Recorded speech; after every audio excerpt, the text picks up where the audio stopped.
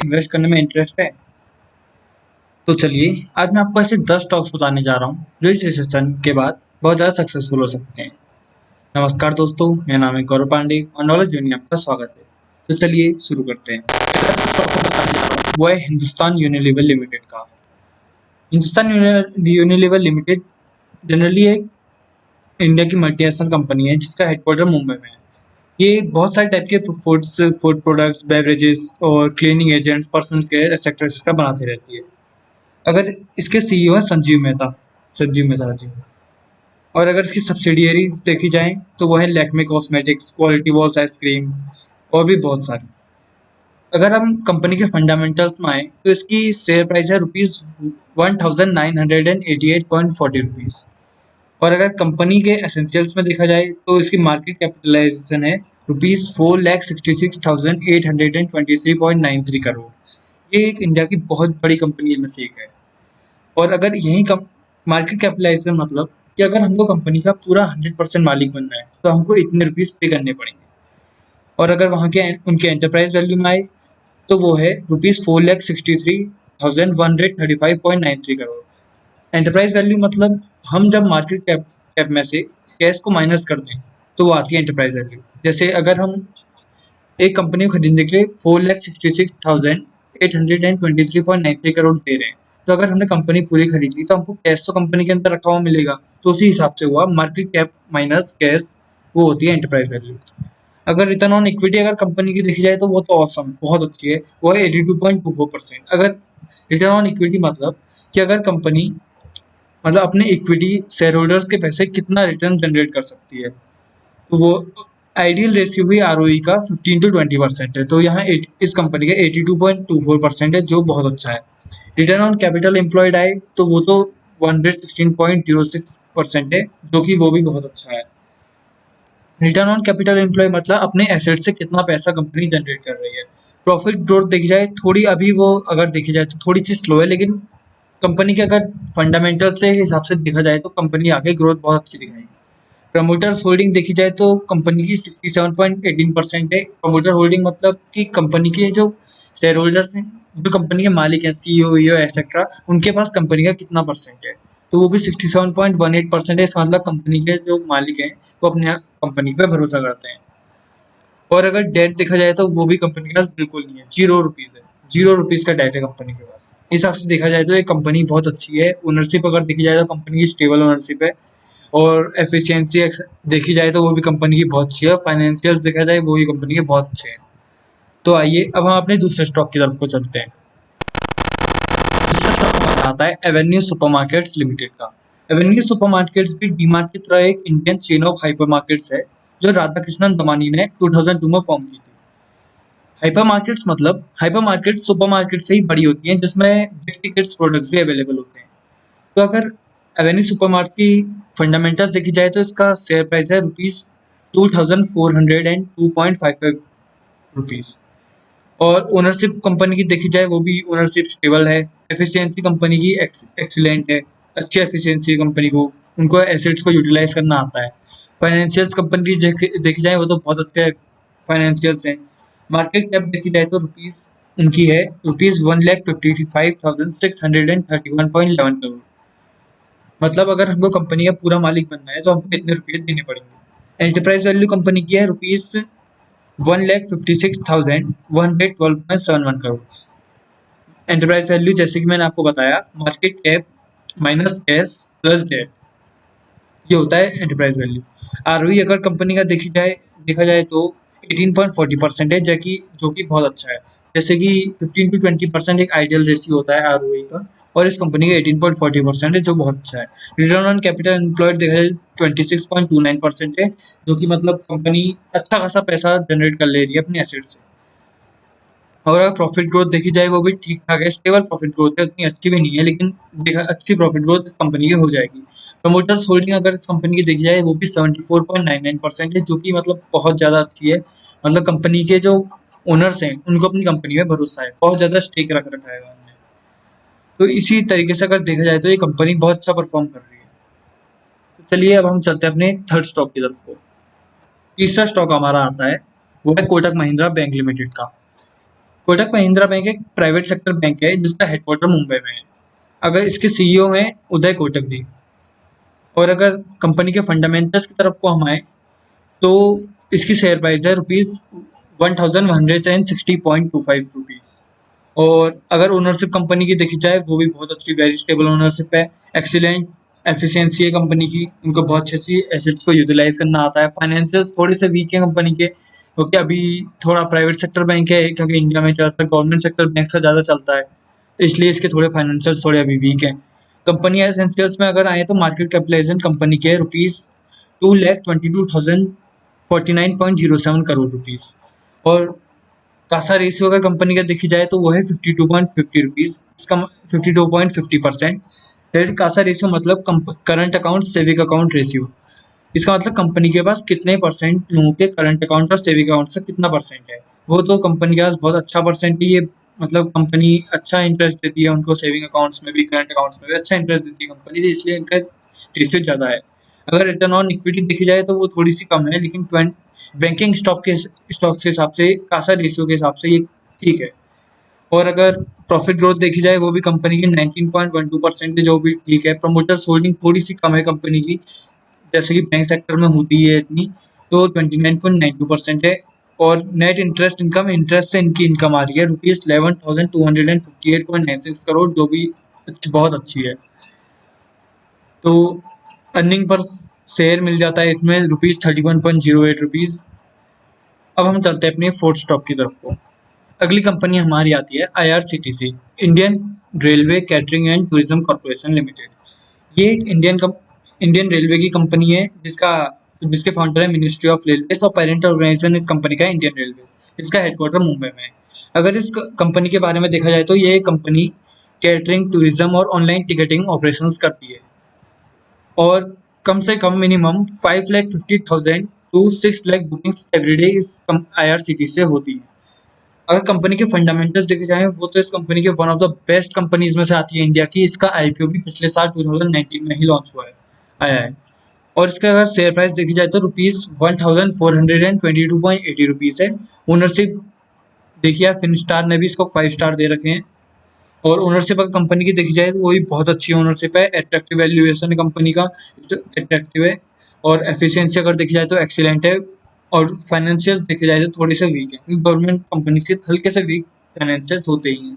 Company essentials में अगर देखा है मार्केट कैपिटलाइजेशन की 22,764.80 करोड़ है। और एंटरप्राइज वैल्यू देखी जाए तो इसकी है 21,624.76 करोड़। इसका मतलब अगर हम मार्केट कैप में से कैश माइनस करेंगे तो वो आएगा एंटरप्राइज वैल्यू। आरओई अगर कंपनी का देखी जाए तो वो है 30.40% है। इसमें जो आइडियल रेशियो 15 to 20% के बीच में होता है, मतलब इक्विटीज से कंपनी को अच्छा खासा रिटर्न आ रहा है।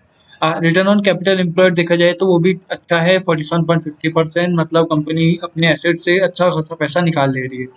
प्रॉफिट ग्रोथ कंपनी की देखी जाए तो वो भी नियरली 40% के आसपास है, जो कि बहुत अच्छी है। प्रमोटर्स होल्डिंग में अगर हम आए तो वो है 87.4%। इसका मतलब कंपनी के मिनिस्ट्री ऑफ रेलवेज के पास अच्छा खासा इस कंपनी में स्टेक पड़ा हुआ है। डेट की बात देखा जाए तो वो है जीरो, नील। डेट के मामले में ये कंपनी बहुत अच्छी है, जीरो डेट में रन कर रही है, कैश कंपनी के पास पड़ा है। इस हिसाब से देखा जाए ये वन ऑफ द मेरी तरफ से one of the best company है टू इन्वेस्ट। अब अगले स्टॉक की तरफ को चलते हैं।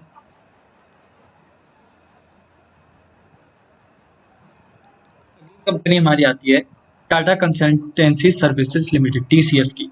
ये एक आईटी कंपनी है जिसमें ये इंडिया की biggest multinational information service and consulting company है, जिसका हेडक्वार्टर मुंबई में है।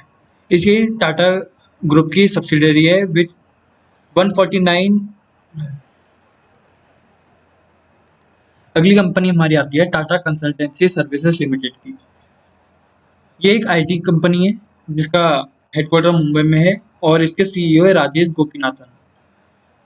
और अगर कंपनी के बारे में हम फंडामेंटल्स देखे जाएं तो यह इसके शेयर प्राइस है ₹2018.95। कंपनी के एसेंशियल्स में आ जाएं तो इसकी मार्केट कैप है 7,57,587.71 करोड़। और एंटरप्राइज वैल्यू अगर कंपनी की देखी जाए तो वो 7,48,726.71 करोड़ है, क्योंकि कंपनी के पास 8,900 का कैश पड़ा हुआ है और डेट कंपनी के पास 39 करोड़ का ही है। आरओई अगर कंपनी की देखी जाए तो वो 38.91% है, जो कि बहुत अच्छी है, मतलब अच्छा खासा इक्विटी से रिटर्न कमा रही है कंपनी। आइडियल रेशियो 15 to 20% होता है इसका। और R return on capital employed भी कंपनी का 52.81% है। इसका मतलब कंपनी अच्छा खासा पैसा अपने एसेट से भी कमा रही है। प्रॉफिट ग्रोथ भी कंपनी की उतनी तेज तो प्रॉफिट ग्रोथ है नहीं, लेकिन 19.11% प्रॉफिट ग्रोथ है, जो कि आगे आके और अच्छी हो सकती है। प्रोमोटर्स होल्डिंग के बारे में अगर देखा जाए तो 72.05% प्रोमोटर्स होल्डिंग कंपनी के पास है। इसका मतलब कंपनी के प्रमोटर्स को कंपनी पे भरोसा भी है और बहुत ज़्यादा स्टेक कंपनी में रखा हुआ है उन्होंने अपना। इस हिसाब से अगर कंपनी की ओनरशिप देखी जाए, वो भी स्टेबल ओनरशिप है। वैल्यूएशन थोड़ा सा एक्सपेंसिव है अभी, लेकिन थोड़ा वेट करिए, अभी देखा जाएगा क्या आता है। थोड़ी कंपनी गिरेगी अभी, जैसे जैसे ज़्यादा लॉकडाउन पड़ेगा या कुछ होगा, कोरोना पड़ेगा थोड़ा वायरस तो। और एफिशिएंसी अगर कंपनी की देखी जाए तो वो भी एक्सीलेंट एफिशिएंसी है, बहुत अच्छी, मतलब कंपनी को एसेट्स को अपना यूटिलाइज करना बहुत अच्छे से आता है। फाइनेंशियल्स देखे जाए तो वो भी वेरी स्टेबल है कंपनी को, मतलब हिस्ट्री में अगर कंपनी की ग्रोथ दिख जाए तो वो भी स्टेबल ही रहेगी। तो चलिए अब हम चलते हैं अपनी अगली कंपनी की ओर। अगला स्टॉक आता है मिंडा कॉर्पोरेशन लिमिटेड का। मिंडा कॉर्पोरेशन लिमिटेड एक ऑटो एंसिलरी कंपनी है, जो 2 और 3 व्हीलर्स के ऑटो पार्ट्स बनाती है, जैसे कि चाबी हो गई और इंजन विंजन हो गए, एक्सेट्रा एक्सेट्रा। मुझे ये पर्सनली ये कंपनी बहुत ज़्यादा पसंद है, क्योंकि मेरे को इसका बिजनेस मॉडल थोड़ा ज़्यादा पसंद है। अगर हम इसके एसेंशियल्स की बात करें तो इसका शेयर प्राइस है ₹57.70। और अगर कंपनी और अगर इसकी ओनरशिप देखे जाए तो वो बहुत स्टेबल है। और वैल्यूएशन अगर देखा जाए तो वो भी इसमें दिखा रहे हैं, बहुत अट्रैक्टिव है।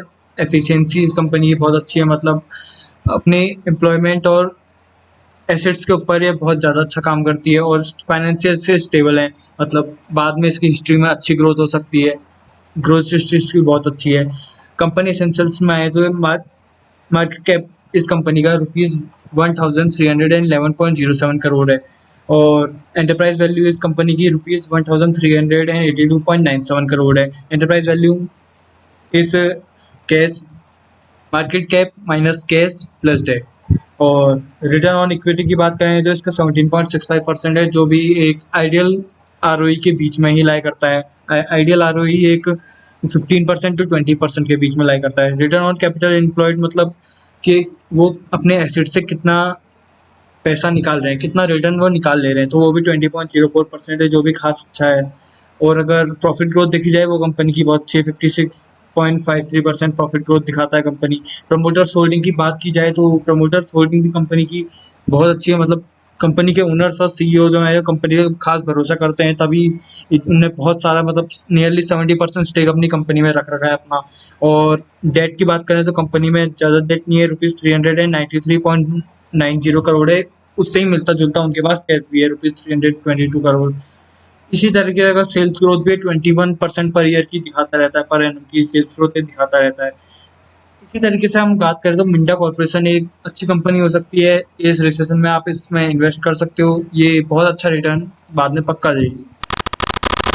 अगली कंपनी हमारी आती है रिलायंस इंडस्ट्रीज लिमिटेड। वैसे भी सबने ये कंपनी के बारे में सुना ही होगा। ये एक इंडियन मल्टीनेशनल कंपनी है, जिसका हेडक्वार्टर मुंबई में है। रिलायंस बहुत सारे बिजनेस में इंगेज करती है, जैसे कि पेट्रोकेमिकल्स हो गया, natural resources, retail, telecommunications, textiles etcetera. इसके सीईओ मुकेश अंबानी जी हैं। और अगर कंपनी के फंडामेंटल्स की बात करें तो ये कंपनी इंडिया की सबसे बड़ी कंपनियों में से एक है, बहुत बड़ी कंपनी है इंडिया की। और अगर इसकी शेयर प्राइस की बात करें तो वो है ₹1431.60। और कंपनी एसेंशियल्स में नीचे आते हैं तो मार्केट कैप अगर कंपनी का देखा जाए तो ₹9,68,052.26 करोड़ है। एंटरप्राइज वैल्यू अगर कंपनी की देखी जाए तो वो ₹11,26,004.26 करोड़ है। और अगर कैश अगर कंपनी के पास देखा जाए तो ₹3,768 का कंपनी के पास कैश पड़ा है। और डेट कंपनी के पास ₹1,61,720 का करोड़ का पड़ा है। प्रमोटर्स होल्डिंग अगर कंपनी की देखा जाए तो 50.07% है। इसका मतलब कंपनी का आधा स्टेक खुद प्रमोट उनने कंपनी के ओनर्स और सीईओस ने अपने पास रख रखा है।